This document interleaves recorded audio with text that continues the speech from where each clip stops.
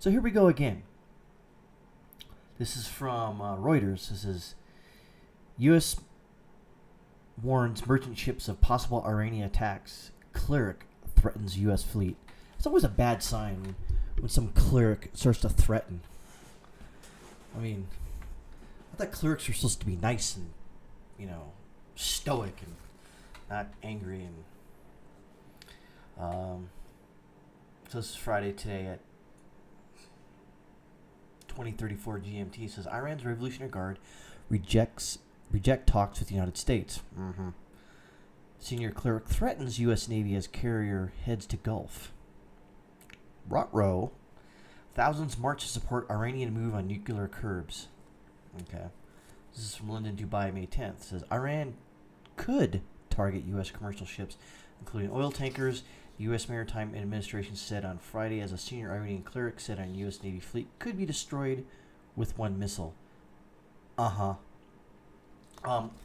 growing up in the 80s and in the Strait of Hormuz and the Persian Gulf area, etc. Iranians used to do this a lot. They used to come out there and harass ships, shoot at them, etc. And the United States didn't really do too much because it was just, they were more of a nuisance. And so they would just go out there and,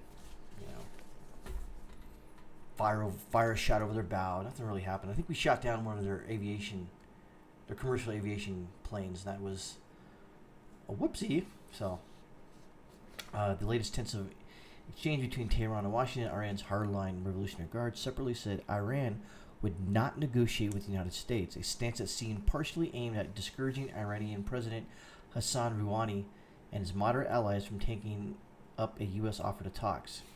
Because the Iranian, you gotta understand about the Iranian president, he doesn't necessarily run the country. It's the Council of Clerics or whatever it is. So he's just a figurehead. So he takes, he quote unquote is elected, wink wink, but they put in who they want.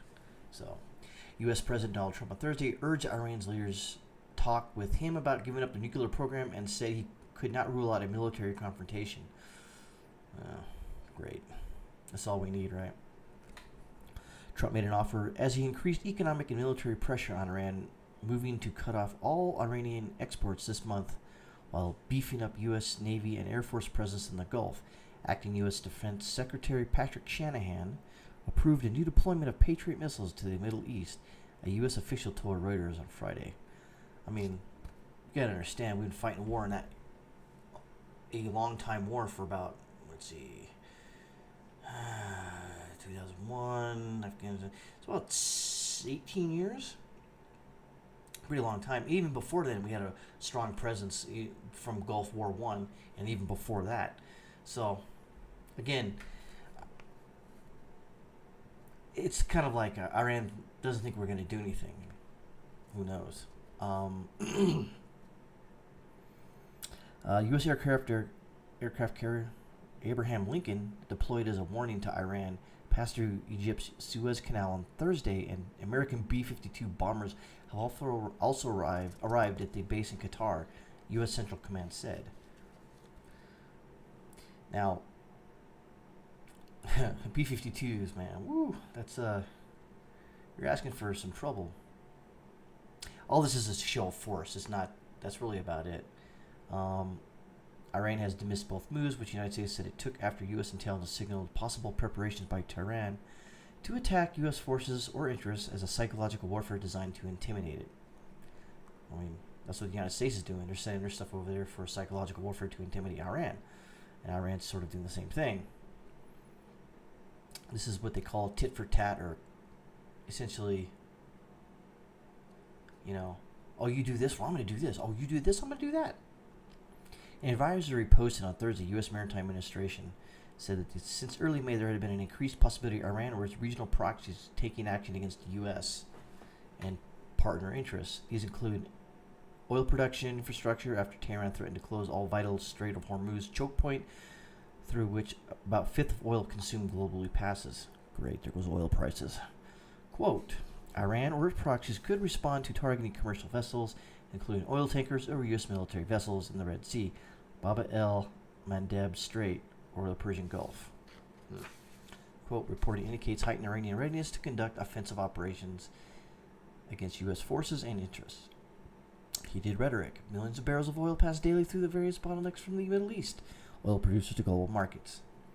U.S.-Iranian tensions have risen since Trump withdrew a year ago from the 2015 nuclear deal with Iran, and major powers had begun ratcheting up sanctions to throttle Tehran's economy. Now, I think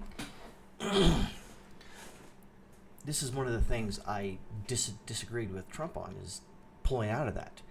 When was it? This was it 2015? No. It was about 3 years ago, 2016. I took this out of department class in political science, like history of human rights, or the politics of human rights. I think is what it was. It's a pretty good class. The professor's very, very cool.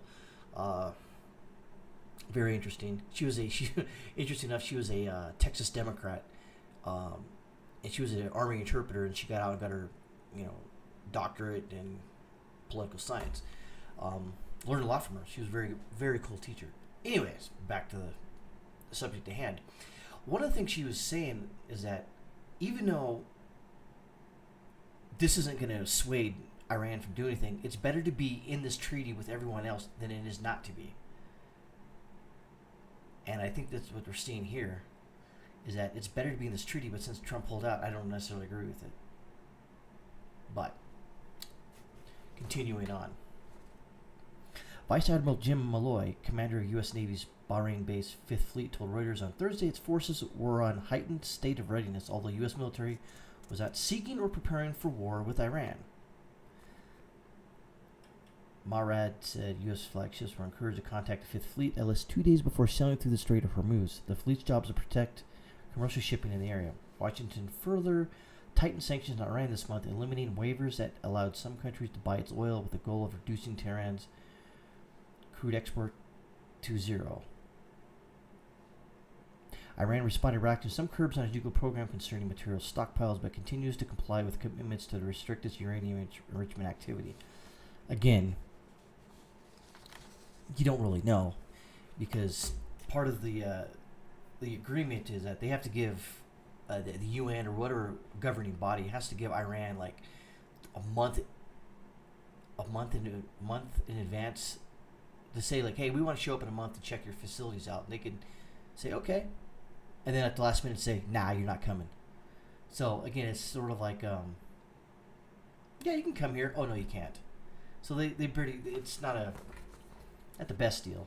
Rhetoric has grown heated on both sides. Some official ISNA news agency quoted hard-donor Ayatollah Tabatabai Nehad in the city of Isfahan saying their billion-dollar fleet can be destroyed with one missile. If they attempt any move, they will face dozens of missiles, because at that time the government officials won't be in charge to act cautiously, but instead things will be in the hands of our beloved leader, Ayatollah Ali Khamenei. Sanctions have no effect. Separately, Yadollah Javani, the elite Revolutionary Guard's deputy head for political affairs, said no talks will be held with the Americans, and the Americans will not dare take military actions against us. All right. Just ask Gaddafi about the line of death in the desert. This is the line of death. Like that really helped him out in I think it was '86, when a couple F-111s went over there and accidentally bombed the French embassy. Whoops, because France wouldn't let us fly across their airspace, and so the F-111 Air Force pilots had to fly an extra like 8 hours, and that was not cool. So, whoops. Says, quote, our nation sees Americans as unreliable, said according to the semi-official Tasnim news agency, echoing a stance Iran has taken since the U.S. withdrawal in 2015 deal under which Iran curbed its nuclear program. Thousands of Iranians took part in a state-sponsored, marches on Friday to support the government's decision to reduce limits on its nuclear program. Iran has threatened to go further if any parties to the deal, Britain, China, France, Germany, and Russia, failed to shield it from the United States sanctions. State TV showed protesters marching after Friday prayers in Tehran.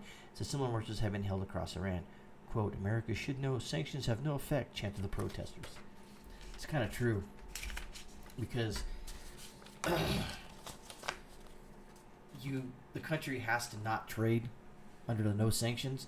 And you really think Iraq is not going to trade, or Syria, Jordan, Afghanistan, Pakistan? You really think they're not going to trade with Iran if it's going to make them a couple of dinars or shekels? Of course they're going to do that. I guess so the point is that it doesn't really mean something's going to happen. It just means that, it's a penis lengthening contest here, or measuring contest. They're basically both sides are just going, my dog is bigger than yours. No, mine's bigger than yours. It's like, more than likely, God willing, nothing will happen. But something could. You just got a lot of, like I said, because a lot of times you just don't know who runs Iran at one certain time. Because you got the Khomeini, he'll say this, the religious leader, and then the president will, quote unquote, president will say something. But like I said, he takes his marching orders from the religious council or whatever. So, and then Donald Trump, I hope that he's getting the right advice. Let's put it that way, because we don't need anything happening. So that's really about it. Other than that, let's hope nothing happens. And until then, keep your head up, keep it on a swivel, because some religious leader might say sanctions don't mean anything, they don't work. Then you're caught in some sort of state-sponsored, march, burning American flags or something, whatever. That's about it. So, see you next time.